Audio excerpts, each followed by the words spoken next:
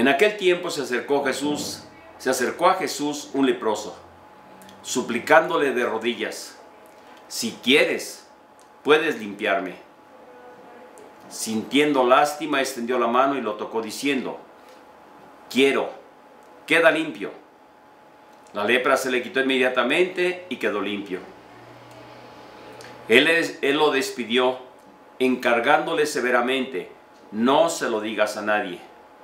Pero para que conste, ve a presentarte al sacerdote y ofrece por tu purificación lo que mandó Moisés. Pero cuando se fue, empezó a divulgar el hecho con grandes ponderaciones, de modo que Jesús ya no podía entrar abiertamente en ningún pueblo. Se quedaba fuera en descampado, y aún así acudían a él de todas partes.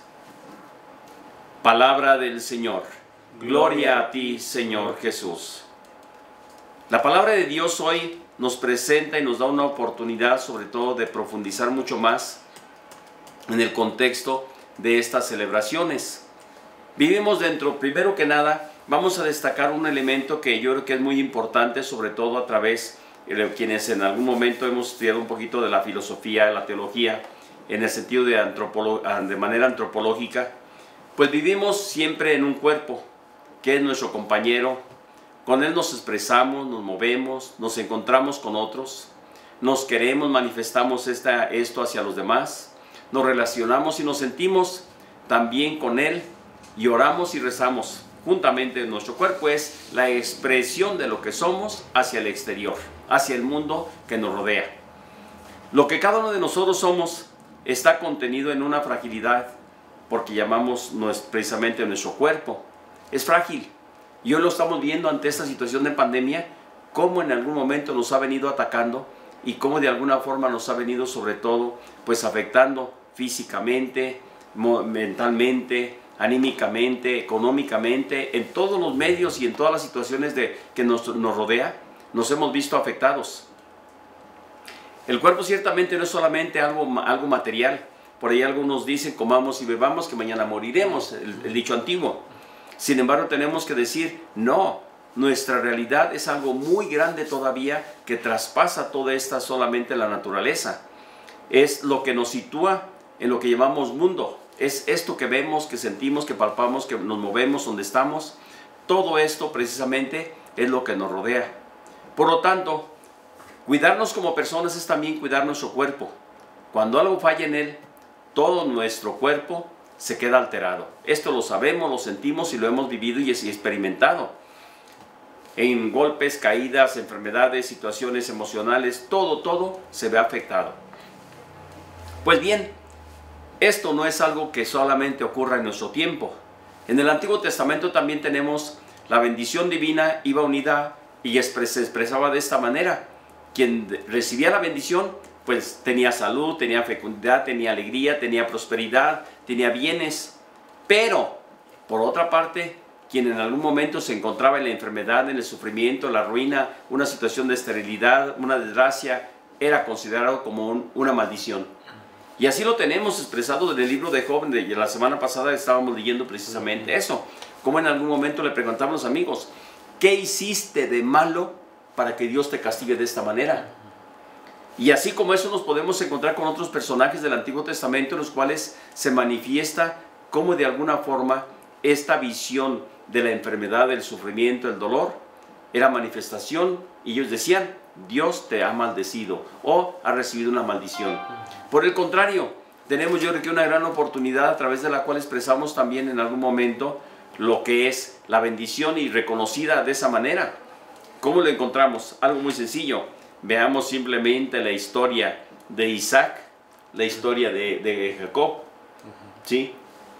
En ese sentido, Esaú, que era el hermano mayor, ¿qué sucede? A él le correspondía la bendición. ¿Y qué dice? Fácilmente vendió su primogenitura por un plato de lentejas. Y cuando ya después se dio cuenta de que aquello era una realidad, entonces reclamó, se enojó. Sin embargo, pues el que había recibido la bendición era Jacob. ¿Sí? Entonces tenemos algunos elementos, yo creo que podríamos en algún momento señalar de esa manera. El afectado, por otra parte, en algún momento con una enfermedad de esa naturaleza, en el caso sobre todo de la lepra en el Antiguo Testamento, pues era vista como una maldición. Alguien a quien Dios había rechazado por impuro, o que en algún momento recibía aquel castigo porque había hecho algo malo. Así era de una manera visto en algún momento la enfermedad, las situaciones que se vivían. Sin embargo, tenemos que decir que ciertamente en algún momento la lepra en aquel tiempo era algo incurable. Hoy día sabemos que se puede curar, que tiene en algún momento con cuidados y todo, y se puede llevar a cabo, y sobre todo la vida normal. En aquel tiempo no, e incluso era expulsado de la comunidad, era expulsado del medio de las familias, era expulsado de aquel ambiente de cariño, de amor, y pues por lo tanto caía en depresiones, caía en situaciones que le llevaban al final de cuentas a la muerte. Ciertamente hoy día tenemos que juntar dos cosas muy muy claras: ser conscientes de la gran responsabilidad que tenemos, sobre todo de acudir al doctor cuando hay un tipo de situación de estas como la pandemia que tenemos. Segundo, acudir al gran doctor en la oración, porque quienes unimos y estamos conscientes de que Dios nos ayuda y que podemos contar con Él ante la enfermedad, fortalecemos nuestro espíritu, fortalecemos nuestro cuerpo, fortalecemos la parte inmune y nos lleva a levantar nuestro ánimo. Por el contrario, el otro día me hablaba una sobrina y me dice: tío, me encuentro con esta situación, tengo COVID ahorita, y estaba toda desanimada. Le dije: no, ahorita es el momento de que tienes que, con toda calma, con toda tranquilidad, aíslate ciertamente para proteger a los que están los tuyos. Recibe tus medicamentos, tómalos y hazlo, pero anímicamente también ponte en ese contacto con Dios, ponte en contacto contigo misma, decir: vamos adelante.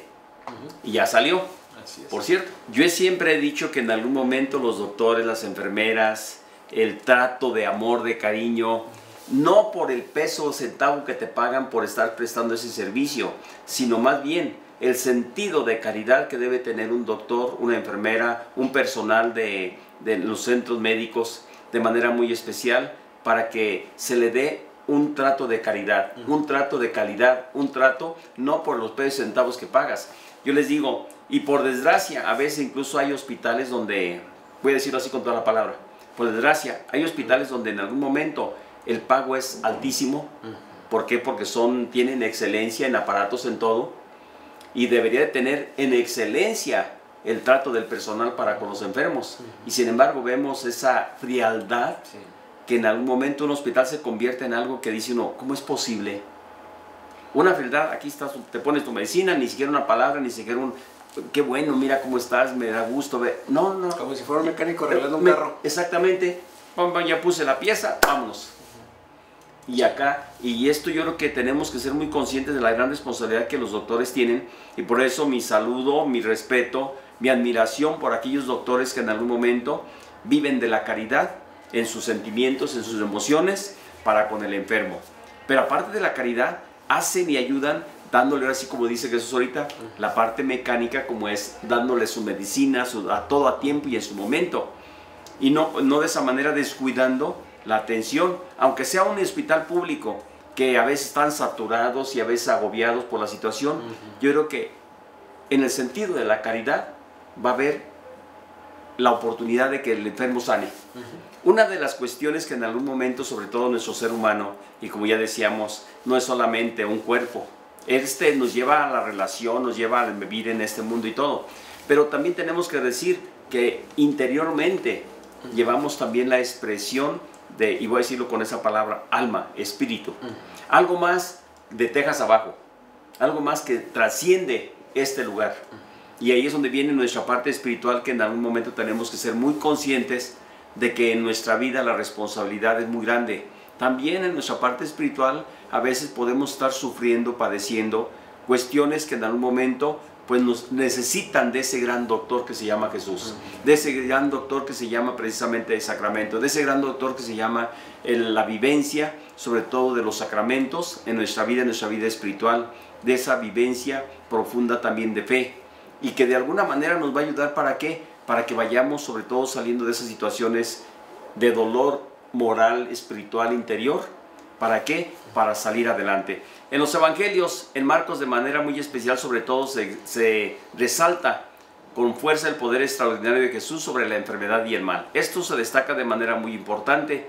No podría entrar abiertamente ya en ningún pueblo. A veces se quedaba, por eso dice, se quedaba en lugares solitarios, apartados. Y allí fue donde se encontró, como ya tú decías, con el dolor del enfermo de la lepra. Sin embargo, tenemos que decir, a él acudían, como dice el Evangelio, de todas partes. De todos los lugares, de todas partes, aparecía la gente, quería escucharlo, quería saber quién era aquel que en algún momento hacía milagros. Y de alguna forma, pues, dice, todos buscaban la salud, todos buscaban aquel bien físico. Pero también Jesús hacía lo que tú decías hace un momento. Como les decía, el Señor te perdona los pecados.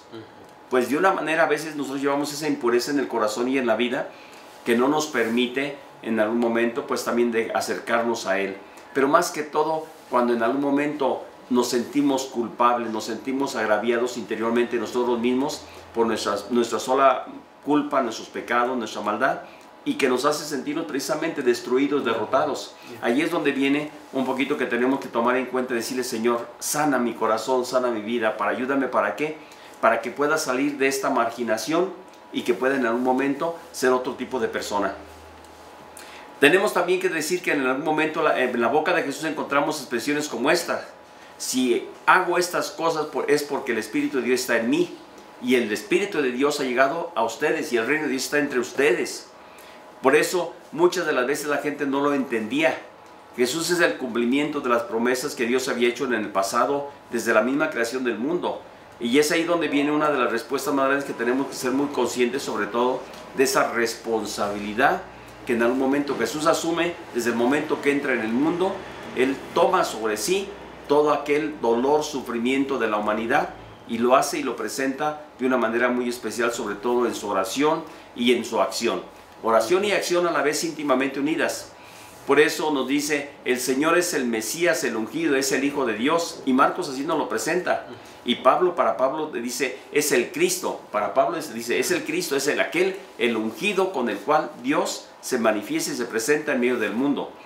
Las obras, las manifestaciones de ese Dios en medio de los hombres, pues se da a través sobre todo de los milagros, las curaciones, que son signos de la presencia de Dios en medio del mundo.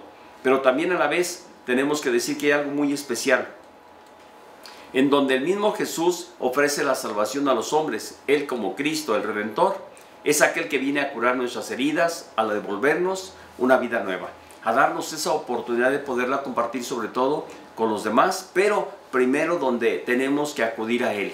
Señor, si tú quieres, sáname. Señor, si tú quieres, ayúdame. Señor, si tú quieres, aquí estoy sufriendo y padeciendo esta situación que ahora no me deja ser yo mismo, que no me deja cumplir con esta misión en la vida con la cual tú me has dado una oportunidad. ¿Para qué? Para ser feliz. Estoy leyendo ahorita el libro de Carlos Díaz, un gran humanista por una parte, un gran psicólogo por otra parte, un gran maestro español ciertamente, que tiene un libro por allí, Tu rostro me duele, se llama así más o menos el libro. Y él decía cómo acá en el Estado de México, porque él ha dado conferencias en todo el mundo, y entre otras partes pues es doctor, es decir, tiene doble doctorados. ¿Sí? Tiene, o como dicen los alemanes, tiene que decir, si hacen una presentación de un personaje de estos, dicen doctor, si tiene 3 títulos, o sea 3 doctorados, tienen que decirlo. Y él tiene 2 doctorados, tiene licenciaturas, tiene hasta teología. Hasta en teología tiene, creo que una licenciatura o maestría, algo así. Pero entre sus cosas fuertes son la parte humanista.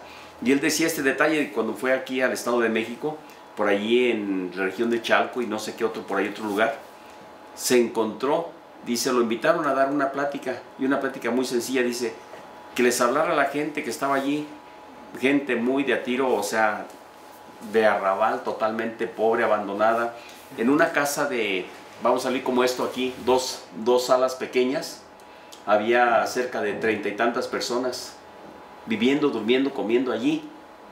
¿Quiénes los atendían? Nadie. Un doctor, una enfermera, nadie.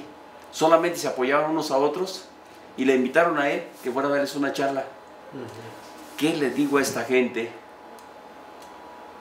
Pues lo único que les dijo, Dios te ama, me duele verte como estás, quisiera poder hacer algo más, no sé cómo hacer. Estoy contigo, dice, no me querían dejar salir, querían escuchar más. Es decir, a él le dolía tanto aquello y luego él mismo decía, pues ¿qué soy yo para esto? ¿Qué fue lo que hice? Les di solamente 2 horas de mi mísero tiempo. Así decían. Un burgués, un burgués que viene a hablarles a estos que no tienen para comer, que no tienen para medicinas, que no tienen para la cuestión de salud física, mental. Vine a darles 2 horas. Y él decía así, ¿cuánta falta hace que en algún momento abramos un poquito más los ojos para ver quién está a nuestro lado y que está padeciendo y sufriendo? Muchísimas gracias, felicidades, un buen día y que el Señor esté con ustedes. Y que la bendición de Dios Todopoderoso, Padre, Hijo y Espíritu Santo, descienda sobre ustedes y les acompañe siempre. Amén. En el nombre de Jesús recibo libertad. En el nombre de Jesús recibo sanidad. En el nombre de Jesús recibo libertad. En el nombre de Jesús recibo sanidad.